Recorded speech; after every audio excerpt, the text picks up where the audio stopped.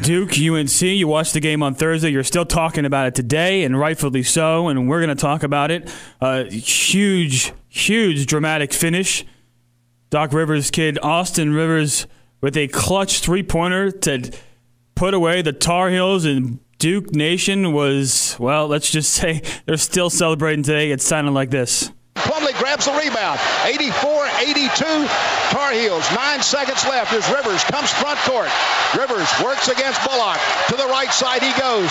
He'll try to step back with 1 second. Let's fly! Got it! The Blue Devils win it over North Carolina. 85-84. Oh my gosh! I do not believe this.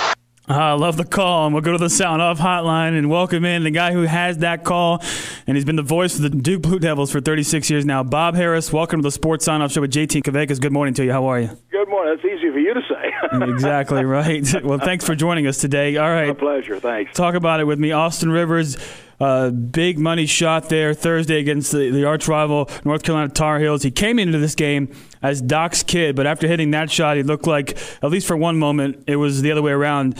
Doc is Austin's dad. That's right. And those things, I remember going back several years, Calvin Hill said the same thing. He said, for the longest time he was Calvin's son. Now I'm Grant's father.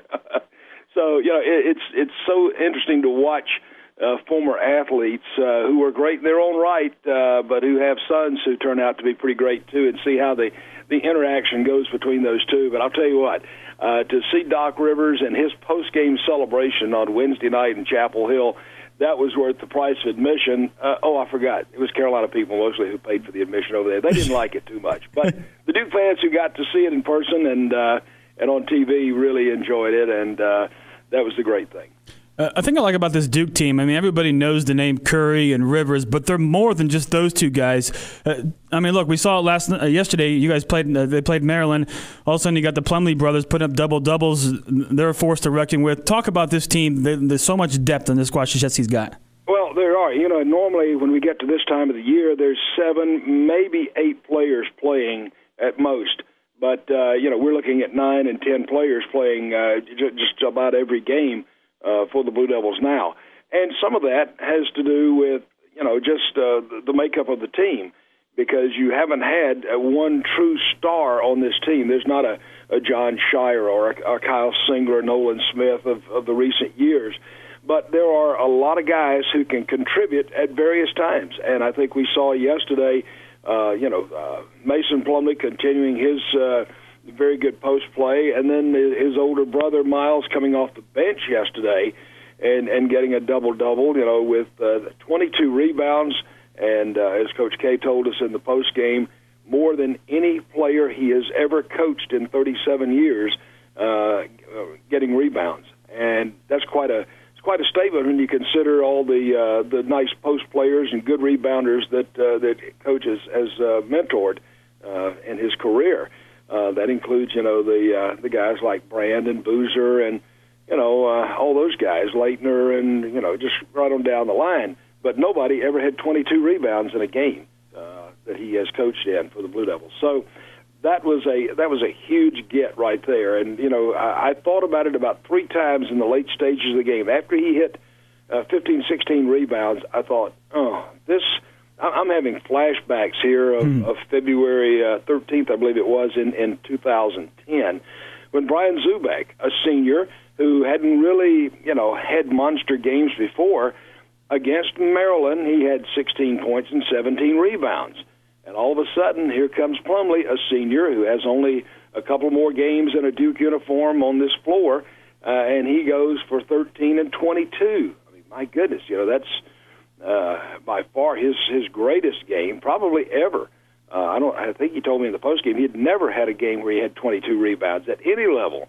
So he was really excited about it, and the team was excited for him. But as Coach remarked in the postgame, the defining moment for him was when he goes diving for a loose ball, grabs it, and sliding on his back probably 15 feet. I know he was sweaty and the floor was slick, but that's pretty good. And then he said for probably one of the few times in his career he threw it to one of his own teammates. But that was just the kind of game that Miles had yesterday. Talking with legendary voice of the Duke Blue Devils, Bob Harris, here on the Sports Sign-Off Show with JT Kvegas. Bob, talk about some of your greatest moments, memories of calling games. 36 years, you're a Hall of Fame inductee, and congratulations on that. Talk about some of your memories calling games for the Duke Blue Devils. Well, we've had so many great teams and great events to happen. I've been fortunate enough to go to 12 Final Fours and 11 with Krzyzewski coach teams. I went to my first one in '78 with Bill Foster's coached Duke team, and that was an extreme highlight for me because you had 2 freshmen, a sophomore, and 2 juniors, and here they go and go all the way to the championship game and lost to Kentucky. But to go to that many Final Fours and be able to be on the floor with 4 of those teams that won a national championship and see their faces when one shining moment is played, those are huge highlights. But there are other games that probably didn't mean as much as those, but they were still classics and things that will stick out in my mind. And of course, the Leitner shot against Kentucky, and and most people think that was for the championship, but it wasn't. It wasn't even in the Final Four. It was to send Duke to the Final Four for that's the second straight national championship. But that has to be the epitome because of what it meant, the type of game that it was. It's been referred to by a lot of members of the media as the greatest game ever, and for it to have happened the way it did. And for a man who had, a perfect night shooting, 10 of 10 from the line, 10 of 10 from the floor. But that 10th one from the floor was the one that everybody remembers, and so do I. I told Christian a couple of years ago, we were at Coach K's fantasy camp and sitting and talking after an interview, and I said, whether either one of us likes it or not, we're tied together for the rest of our lives because of your talent and ability to make a shot under such pressure, and me to have the luck to have a decent call on it, and we're just all wrapped up. He looked at me and grinned and punched me on the shoulder. He says, "I'm all for it if you are."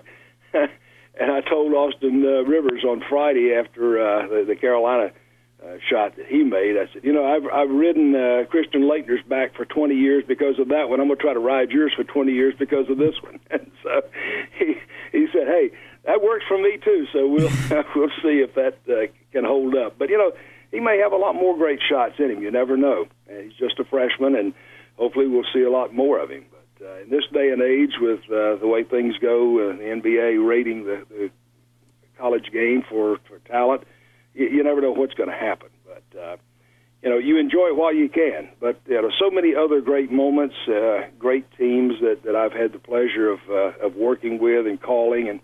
But even with all that. The thing that I'm really most proud of is my relationship with the players, and that's been the great thing because I think it was brought home very vividly the night that Coach broke the record for most wins in New York, and they had a reception afterwards back in the back of the Garden with all the former Duke players who had come back, and every one of them came over and gave me a big old bear hug, and that means a lot. That it wasn't a handshake or hey, how are you? It was a hug. I mean, it was a sincere friendship thing, and that means the world to me. Bob, Lee Kvegas here. You speak of the wins breaking, or the record being broken by Coach Krzyzewski this year. With the season going on, Duke's 8-2 in the conference in the ACC, North Carolina's 8-2, and FSU's 8-2. With that all said, going into the ACC tournament, is that thrown out the window? Because Florida State beat North Carolina, they beat Duke in Durham. I mean, does that all go out the window when the ACC tournament starts? Absolutely. You never look at season records or head-to-head competition, things like that, and you go play 3 days, hopefully in the tournament site, and let the chips fall, and then you hope that you can go the next week and start playing in the NCAAs. But that's a season unto itself, really, the ACC tournament. So, not that you don't look back at those things and you try to learn from them. You naturally do that, but it's not something that weighs on your mind as you go to that opening tip-off for a rematch with Carolina or Florida State, whatever. But, the fact that we do have three teams, with, here we are almost the middle of February, and there are three teams tied for the top, that says something about the ACC this year. All right, Bob Harris, really appreciate the time. Final question, we're asking our listeners to respond to this. What's more exciting, a three-pointer at the buzzer, and I got a feeling which way you're going to go, but I got to ask you anyways, a three-pointer at the buzzer or a walk-off home run? Well, I grew up playing baseball more so than basketball. The walk-off home runs, I don't know, they've gotten so dramatic with them, with the pointing and the trotting and all this stuff. I go away from the pro game a lot. So the three-pointer at the buzzer, yes. And whether it's Duke or whether it's, any other team, putting it up, sometimes under duress, with the game on the line, that's clutch to me. That's the best. All right, Bob Harris signing off with us here at JT and Cavegas on ESPN 730. Bob, really appreciate your time. Thanks so much. We hope to catch up with you during tournament time. Thank you. Okay, you got it, guys. Thanks for having me. There he is, Bob Harris, legendary voice of the Duke Blue Devils, 36 years, and oh yes, he called all 4 NCAA Duke title wins. Great catching up with him. Excellent. And Cavegas, my favorite call, I think you got it for me. Christian Laettner, Duke Blue Devils, Bob Harris. Bobby Hurley up the floor with Laettner. They throw it to the left of the floor. Laettner catches, comes down, dribbles, shoots, scores! Christian Laettner has hit the bucket at the buzzer.